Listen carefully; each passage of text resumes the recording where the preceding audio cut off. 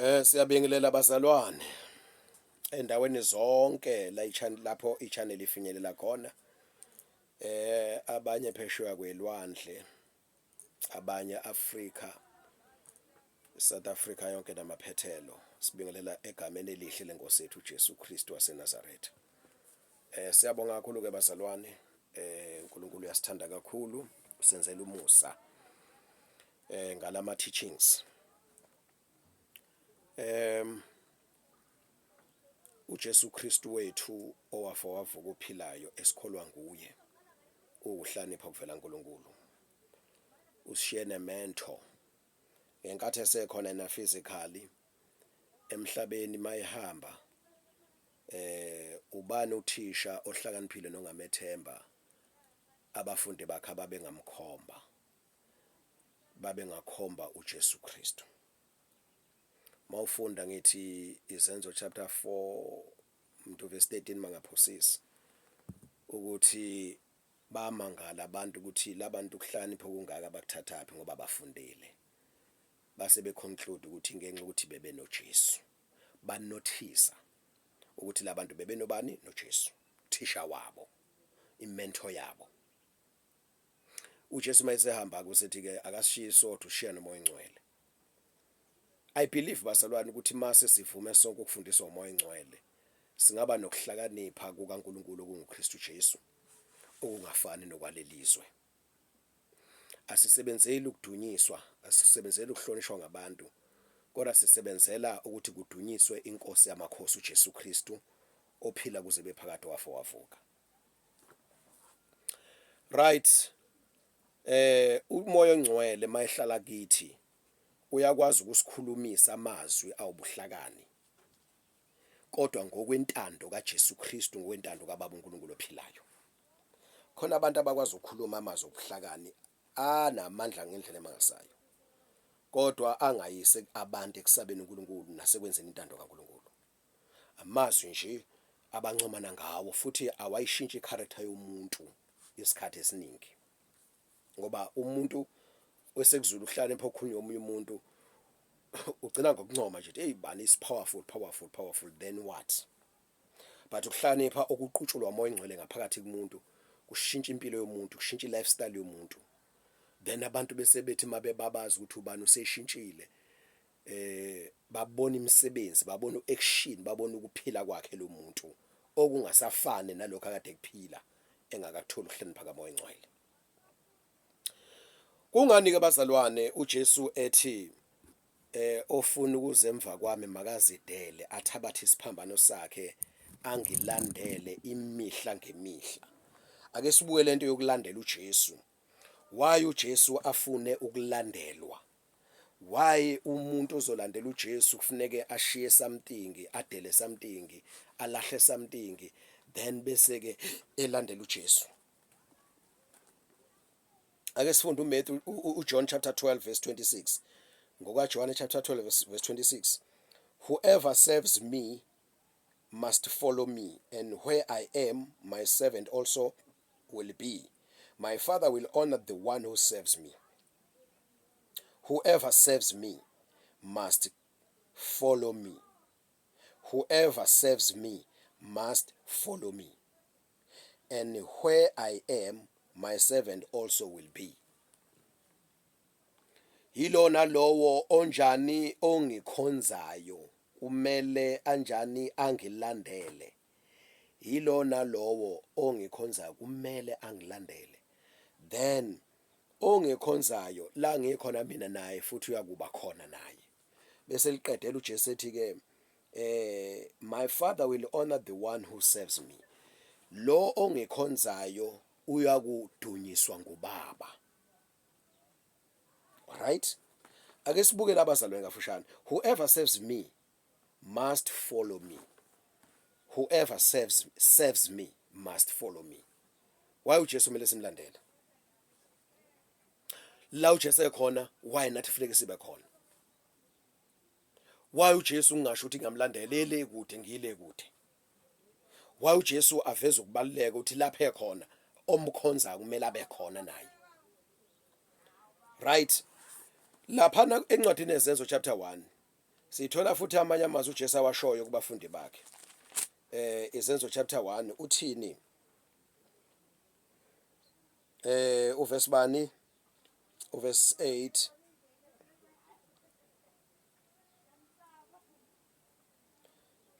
He said to them, it is not for you, okay, verse 8 uthini, but you'll receive power when the Holy Spirit comes on you, and you'll be my witnesses in Jerusalem, in Judea, Samaria, and to the ends of the world.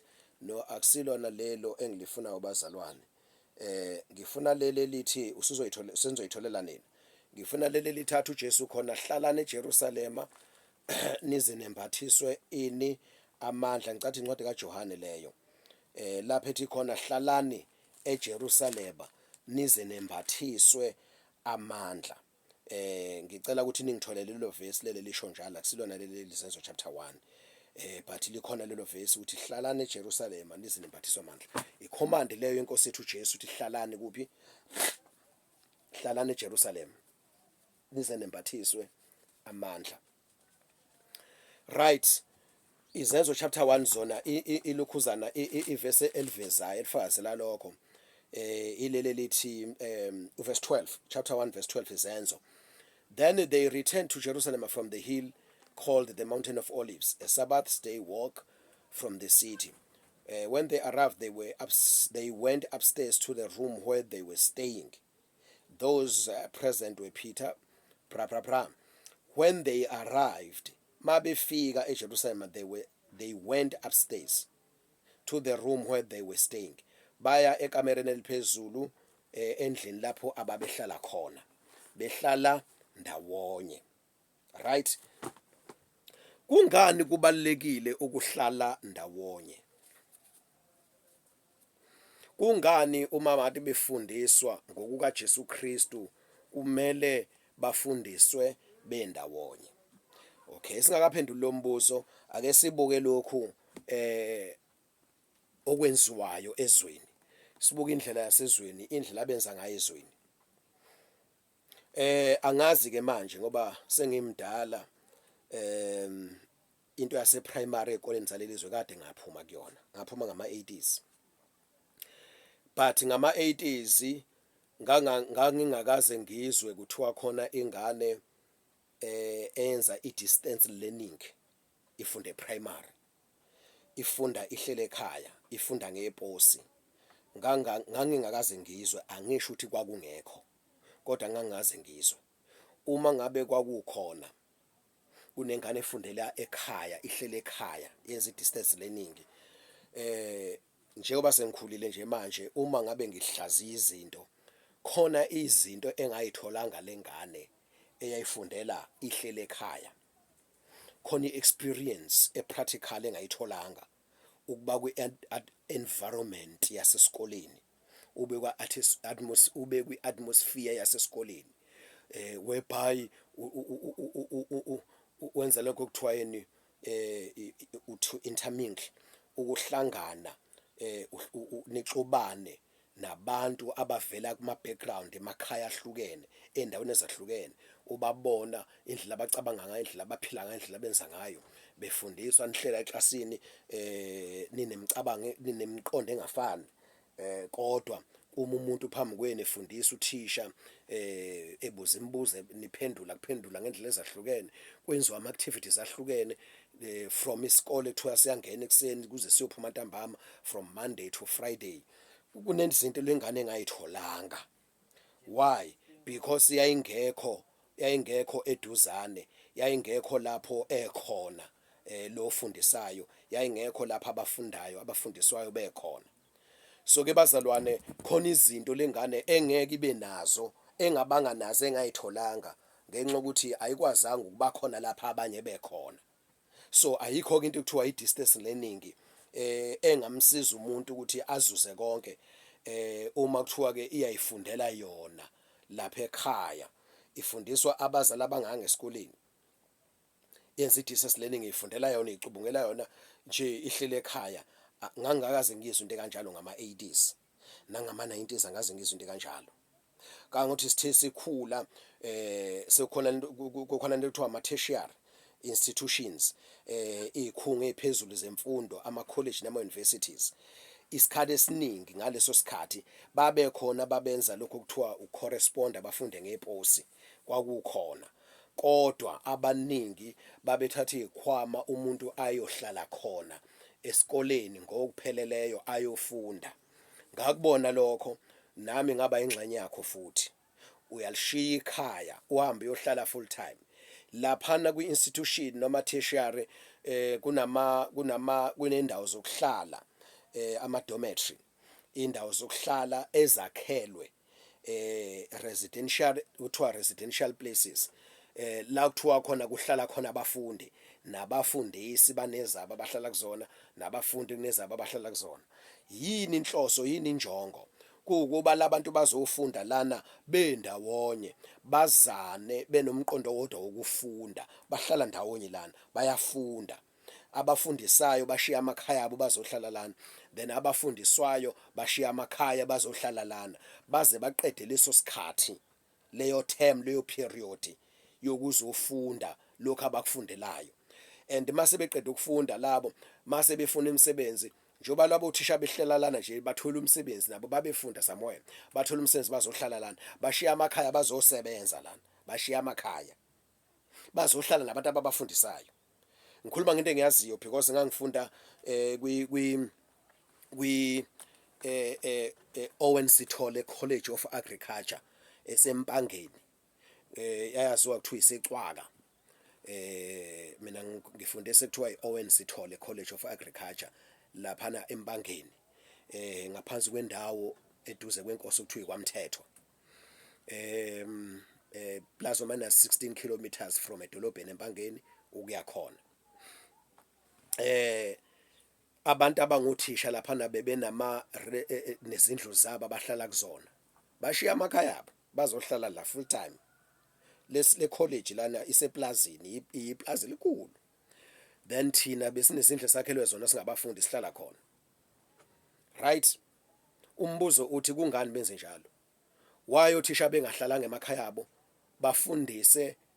basifundise thina sihlele emakhaya abo njengoba mina ngingokwamaphumulo nje ngihlalela kwamaphumulo bangifundise ngila kwamaphumulo bona behlele emakhaya abo ikhonto kanjalo bazalwane iyenzeka ilula ngoba afuna ukuhamba uregister bakwazi then bakuthumelele njengoba manje sekufundwa online then ufuna ukuhamba uregister kunama forms owagcwalisayo waziwe ukuthi ukhona bakunikeza imaterial ukuthi uyafunda kunomuntu okulandelayo njengoba kade ngikhuluma kwamanye amavideo ngendaba yemento nezwe leso izindaba yemento kunomuntu othisha wakho okufundisayo lezi zinto ofuna ukuyifunda akuguide awube umelusi wakho ukuthi wenza ngakho yini aphinda akuhlole futhi ukuthi akuphasise uma ufuna ukuphase ukuzoqualify ukudlulela phambili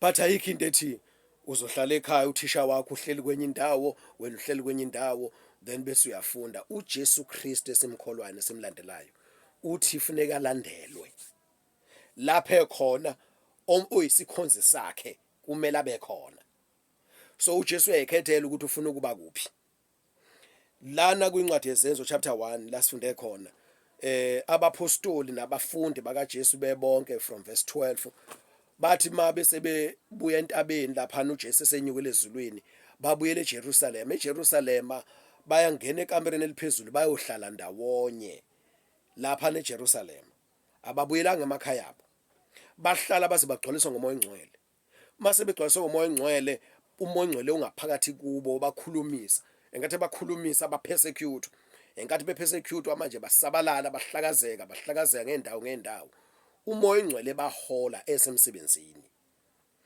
kanjalo ke nasema colleges alelizwe nasema universities ingane esikoleni khona isikole kuthiwa i-boarding school e-primary ingane ihlukana nomuzi wakubo nabazali bayo nehlobo zayo nendawo yakubo iyohlala e-boarding school iqeda ugrade 7 thina sasithi standard 5 iqeda ugrade 7 ihamba e-boarding school okuthiwa yini i-high school ihlukene nomndeni wakubo ihlala nabantu nalapha nabashiye indawo zabo beza la kuzohlalwa to achieve one purpose ukuthi kuzofundiswa lo mntwana bamlungiselela ukuthi manje akwazi ukusebenza, akwazi ukuya etertiary. Etertiary uye-university. University uzothola indawo yokuhlala and bakhona abahlala abaqashiwe. Uzothola ukuthi abantu abamfundisayo lapha na university abantu abavela emazweni, countries akwezinye indawo. Mhlambe lengane yala eSouth Africa ifundiswa abantu abavela kwamanye amazwe, even phesheya. Bahleli la nabo full time bazofundisa lengane. Nayo lengane isuka kwelinye izwe izofundiswa yilaba bantu. Yabona, because bane same purpose. Bazohlala ndawonye. Uma lengane isifundela university bayakwazi ukuyisiza nayo futhi izama ukuthi ithole umsebenzi. Ngokwe training eyitholile lana, ngokwe qualification enayo. Isiyahamba yosebenza, ayiyohlala ekhaya. Ithi sengifundile, ngiyaqualify, ngihleli kithi, ngiyasebenza kithi. Bakhona abantu abasebenza behlele emakhaya baranisha amabhizinesi, siyayazi into kanjalo, but ake sikhulume kulo muntu okuthiwa qualified kade efundiswa. Then uzohamba ayohlala ekhaya esegraduateile, athola umsebenzi, asebenzele ekhaya, ahlale ekhaya, yonke into akhayenzelele ekhaya. Isikhathi esiningi uyalishiya ekhaya ayohlala lapha athole khona umsebenzi. Ingakho kunezindawo zokurenta, ingakho kunama-flat. Omunye agcine uthola ukuthi umsebenzi wakhe umphoqa ukuthi agcine esethenga umuzi, akho umuzi, athenga indawo, akho umuzi lapha asebenzela khona. Ushila ikubo, uyishila indawo yakubo, ashila abantu bakubo. Impilo njalo nje, practical in real life. Now ithi ke inkosi uJesu ke lasifunde khona John chapter 12 verse 26. Oyisikhonzi sami makangilandele.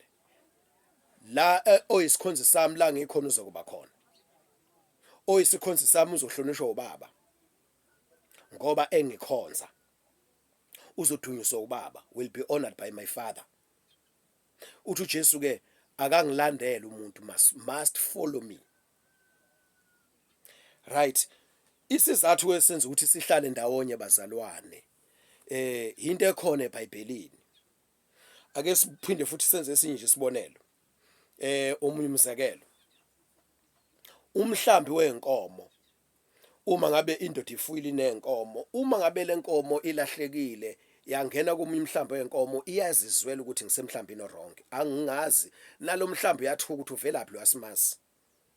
Bese yaqala ushiya lo mhlambi ihamba ifuna umhlambi owaziyo ehlala nawo.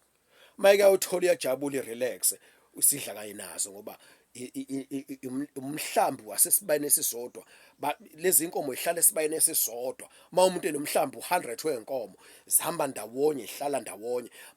Mayise idukelene ihamba ifuna, izwa ngephungu ukuthi nampa abakithi engibaziyo. Mayike abathola bese iyakhululeka relax. Mayike abathola ikhululeki. Mayithi yafika ibona umhlambi ithi yafika kuwona ithi ayi angibazi laba. Nabo laba bayaxwaya yabona. Ngikhuluma ngento epractical bazalwane ekhona. Futhi awuthola ukuthi imbongolo ngisho wayithatha uyifuye uyihlanze nenkomo baze bajwayelane, kodwa make yabona izinye imbongolo nampa abafana nami. Mabe khala bakhala sokwami, indlela benza kabe sokwami, into abayiyo yimi lengiyo. Bese yagijima embongolweni. Uklebe ungathola amaqandawo ufake emaqandeni enkukhu ufukamele ichamisele, but mase chaniselele kubuzovuka iDNA ulibofuzo lokuthi nguklebe. Uzodlala amajwele lawo izezalwe nawo futhi uklebe udalela ukuthi undize, uzofuna manje ukuthi undize because imvelo yayo. Bazalwane, sizelwe ngegazi lika Jesu, sizelwe ngezwi likaNkulunkulu ophilayo. Siuhlobo olulodwa. Uma umntwana kaNkulunkulu ubanjwe, uvalwa amehlo, uthathwe uyoshiwa phakathi kwabantu abaphuzayo, abathoka inhlamba, bayaqabulana, bayalalana, benza imikhuba, benza ukungcola, bese bekushiya phakathi kwalabo bantu. Uma uvula amehlo, umdansi, umculo wakhona, uyayizwela ukuthi ngisendaweni erongi, ngilahliwe. Uyakhathazeka. Kuyisho lokhona ngoba imvelo ozelwe ngayo yizwi likaNkulunkulu. Usoqala manje ufuna abakini. Then uma usuqala usulwa manje ufuna lento lolu hlobo lwakho uzogcina usuhamba manje uzama indlela yokweqa. Uma ungafika abantu behlabelela bedumisa behlabelela amaculo okholwa befunda izwi kaNkuluNkulu uzwe emoyeni wakho kumnandi nakho ke awubazi laba bantu kodwa into abayenzayo impilo abayiphilayo ile mpilo oyifunayo. Uthi awungafika kwabakithi bakhuluma ngoJesu baphakamisa uJesu badumisa uJesu then bathandaza ngomoya engcwele then bathandaza izwi likaNkuluNkulu babonga uNkulunkulu. Nanso lento engaphakathi emoyeni wami, nanso lento engitholile. Uzwe kube nejoy ngaphakathi kuwe kuze kube nepeace. Sengibatholile abakithi. Hayi sengizohlala lana ngisafuna ukubuyela kulabantu ade bengishuye kubona. Awuyiforce lonto iyazenzekela yona. Bazalwane isona sizathu ke esenza ukuthi ke ezwini likaNkuluNkulu lithi iBhayibheli mawufunda izenzo chapter 4 babehlala ndawonye behlanganyele entweni zonke. Izenzo chapter 4 from verse 32, all the believers were one in heart and mind. No one claimed that any of his possession was his own, but they shared everything they had. Right to chapter 2 verse 42, they devoted themselves to the apostles' teaching and to the fellowship, to the breaking of bread and to prayer. Everyone was filled with awe and many wonders and miraculous signs. All believers, verse 44, all believers were together and had everything in common. All the believers were together and had everything in common. Babe ndawonye abazalwane, uyazizwela siphila emhlabeni wezono wempilo bazalwane eperverse, impilo engamthosi uNkulunkulu, impilo yamanyala, impilo ecorrupt. Ngeke uyohlala emashibhini emathaveni umntwana kaNkulunkulu usindisiwe. Akusona indawo yakho ukuze ayikho umuntu ozokutshela kusenzekela khona. Waye abantu bashiya amakhaya bathi ngisaya enkonzweni ngisaya esontweni ngisayokhonza. Waye abantu bengakhonzela emakhaya nje ukuhlala emakhaya ukhonzele ekhaya nje ukhonzele ekhaya esontweni. Why ushiya umuzi wakho uvale uhambe uyohlala esontweni? Why kuze kube nesikhathi kuthiwa isikhathi sama conferences la sine conference yeviki lonke abe baba ne conference enyanga yonke. Abasabanje kwisystem yalelizwe abafunda nabasebenzayo bayahamba baye ekoleni baba emsebenzini babuyelelana bakune conference ngengqungquthela. Yini leyenza ukuthi bavala amakhaya bashiye kodwa bakwazi ukuthi bavuke ekseni baye ekoleni? Yini le badonsa ekoleni badonsa emsebenzini mabebuye ekoleni baye emsebenzini babuyele kule ndawo bahlangane kuyona bakhonze ndawonye? Yini leyo? Ikhonto eshoyo ukuthi labantu kufanele babe bandawonye. Khona lento abangafuni ukuyiyeka yekole nemisebenzi then bathi bafuna ukuthi noma beyenza kodwa futhi mabebuya kulezo ndawo inkanuko zabe yikhona babuye bazohlala ndawonye. Khona umoya wabo uyifunayo. Bazalwane njengoba sikholwa sisindisiwe zilo kabusha sizidalwe ezintsha. Isithembiso sezwi likaNkuluNkulu ukuba sibe nobaba wethu sihlale naye sibe ndawonye forever. Why kufanele kube kanjalo? Why kufanele kube kanjalo? Ngoba lento yokuba ndawonye, togetherness, yinto emiswe uNkulunkulu ukuthi sihlala ndawonye simunye. Sihlangana entweni zonke. Yilokho okuthandwa uBaba. Yilokho kuyintando kaBaba uNkulunkulu ukuthi sibe ndawonye sihlangana entweni zonke. Imvelo uNkulunkulu idale kanjalo. Wazwasha umthetho lapha koLeviticus ukuthi ningenza ama crossbreed mahlanisi itshalo eziuhlobo lungafani. Ningatshali ndawonye inhlobo engafani. Ningazalanisi izilwane eziuhlobo lungafani. Ngoba kunale group yenhlobo zezilwane ofuneka igcineke ezihamba amabhubesi ahamba ngandawonye, amabhafala ahamba ngandawonye, inyamazane ehamba ngandawonye, izinja kuyaziwa nje igroup kunama group. Nathi singabantu emhlabeni sinomoya ongcwele kaNkuluNkulu sisindiswe egameni likaJesu siuhlobo lodwa sihamba ngandawonye. Ikephi crime ma umzalwane endaweni akuye ngabathola abantu abawuhlobo lwakhe, abathole kwenye indawo, kwenye province, abathole kwenye country, abese vele eshiya country yakhe ashiya province yakhe ayohlala nalabantu umoya wakhe othokoza khona ngoba benza into eyodwa. Ikephi crime kulokho bazalwane? Uma wena phela ungakwenzi lokho kusho ukuthi ke ingenxa ukuthi ke akukakufikeli wena kwasibona isidingo sakho. But ikephi icrime uma umuntu ezwela ukuthi hey la ngikhona kuyajiva, la ngikhona kukhulunywa ilanguage engayifuni, kucelebrate izinto engayithandi, kufunda into engayithandi, kusetshenzwa imisebenzi engayithandi, kusetshenzwa ngendlela engathokozi. Ngaphakathi emoyeni wami angijabula ngithokozile. But uma sengithola abantu kwenye indawo, hayi ngiyayishiya mina ngishiya ngithi ngiyalidela ikithi, ngiyawudela umuzi wakithi, ngiyawudela umuzi wami, ngiyohlala nabantu engizwe umoya wami ujabule mangihleli nabo ngoba sikhonza uNkulunkulu ngendlela efanayo, sithokoza ndawonye, sidumisa ndawonye, sithandaza ndawonye, sikhuluma ilanguage efanayo nabo. Ikephi icrime bazalwane kulokho? Uma ngabe uthi kuthiwa ikhona icrime. Ya, bengithi ngisho lokho ke bazalwane kule video egameni lika Jesu ukuthi kungani kubalekile ukuthi sibe ndawonye. Inkosi uJesu lapha nasifunde uchapter 12 verse 26.